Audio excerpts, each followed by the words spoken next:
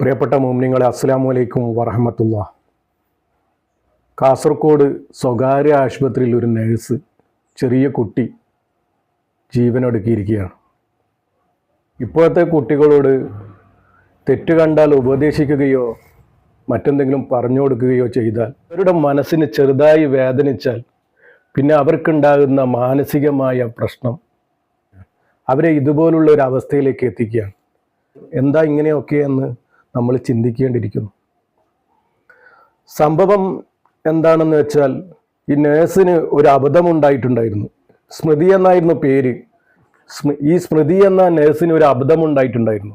ഹോസ്പിറ്റലിൽ വന്ന രോഗിക്ക് മരുന്ന് മാറി കൊടുത്ത ഒരു അബദ്ധമുണ്ടായിരുന്നു. അതൊരു അബദ്ധം തന്നെയാണ്.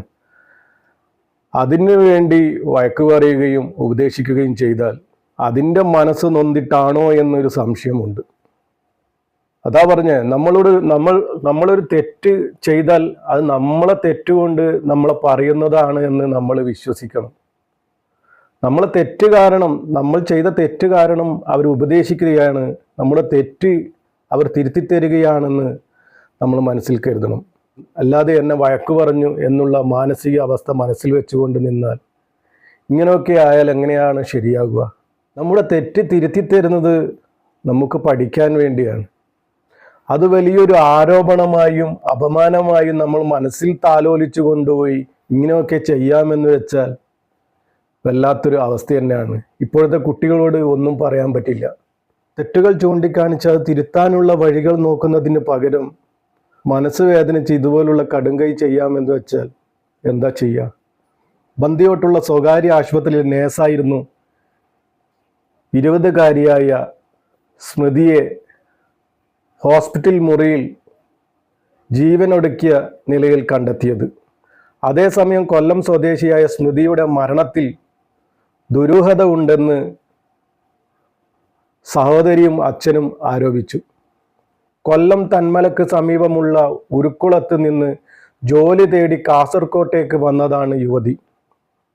ബന്ദിയോട്ടുള്ള സ്വകാര്യ ആശുപത്രിയിൽ നഴ്സിംഗ് ട്രെയിനി ആയിരുന്നു. കഴിഞ്ഞ ദിവസം ഉച്ചയോടെയാണ് ഹോസ്പിറ്റൽ മുറിയിൽ ജീവനൊടുക്കിയ നിലയിൽ കണ്ടെത്തിയത്. സ്മൃതിയുടെ മരണവാർത്തയറിഞ്ഞ് അച്ഛനും സഹോദരിയും കൊല്ലത്ത് നിന്നും കാസർഗോഡേക്കെത്തി. അതേസമയം കഴിഞ്ഞ ദിവസം ആശുപത്രിയിലെത്തിയ രോഗിക്ക് സ്മൃതി മരുന്ന് മാറി നൽകിയെന്ന് മെഡിക്കൽ ഡോക്ടർ പറഞ്ഞു. ആൻറ്റിബയോട്ടിക് കൊടുത്തതിന് പകരം പനിയുടെ ഇഞ്ചക്ഷൻ കൊടുത്ത് ഇതുമായി ബന്ധപ്പെട്ട് ഡോക്ടർമാർ വിശദീകരണം ചോദിച്ചതിൻ്റെ മാനസിക വിഷമം സ്മൃതിക്കുണ്ടായിരുന്നു എന്ന് ആശുപത്രി മാനേജർ സൂചിപ്പിക്കുന്നു. അതാ പറഞ്ഞേ, ആ കുട്ടിക്ക് പറ്റിയ തെറ്റാണെന്ന് കുട്ടി മനസ്സിലാക്കാനുള്ള ഒരു വിവേക ബുദ്ധി ഇന്നത്തെ കുട്ടികൾക്കില്ല. നമ്മളൊരു തെറ്റ് കണ്ടാൽ അത് ചൂണ്ടിക്കാണിക്കുന്നത് അത് തിരുത്താൻ വേണ്ടിയാണ്.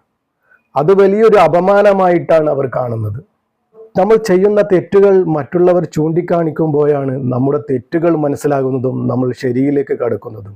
അത് മനസ്സിലാക്കാനുള്ള കഴിവുകൾ ഇന്നത്തെ കുട്ടികൾക്കില്ല. അതിനു വേണ്ടിയുള്ളൊരു ക്ലാസ് തന്നെ ഇനി തുടങ്ങേണ്ടിയിരിക്കുന്നു. എന്തെന്നായാലും പോകേണ്ടത് പോയി. 20 വയസ്സേ ഉള്ളൂ. ഒരു നിമിഷം കൊണ്ട് തോന്നുന്ന ഒരു പൊട്ടത്തരം എന്ന് തന്നെ വേണം പറയാൻ. ജീവനൊടുക്കി. ജീവിതം ജീവിച്ച് തന്നെ തീർക്കാനുള്ളതാണ്. വിഷമങ്ങൾ അതിനെ നേരിട്ട് കൊണ്ട് തന്നെ തരണം ചെയ്യാനുള്ളതാണ്. വിഷമങ്ങളെ നേരിടാതെ നമുക്കതിനെ മാറ്റിയെടുക്കാൻ കഴിയില്ല.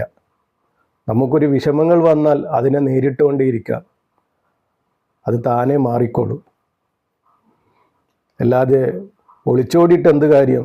ഏതായാലും ജനിച്ച് എല്ലാവരും മരിക്കും. രോഗികളും മരിക്കും, രോഗമില്ലാത്തവരും മരിക്കും, എല്ലാവരും മരിക്കും. സ്വയം ജീവനൊടുക്കുക എന്ന് പറയുന്നത് ഒന്നിനും ഒരു പരിഹാരമല്ല. അടുത്തുള്ള ഡോക്ടറെ കണ്ട് അതിൻ്റെ ഒരു ട്രീറ്റ്മെൻറ്റ് എടുക്കേണ്ടതാണ്. അപ്പോൾ ആദരാഞ്ജലികളോടെ അസ്സലാമു അലൈക്കും വറഹ്മത്തുള്ളാഹി.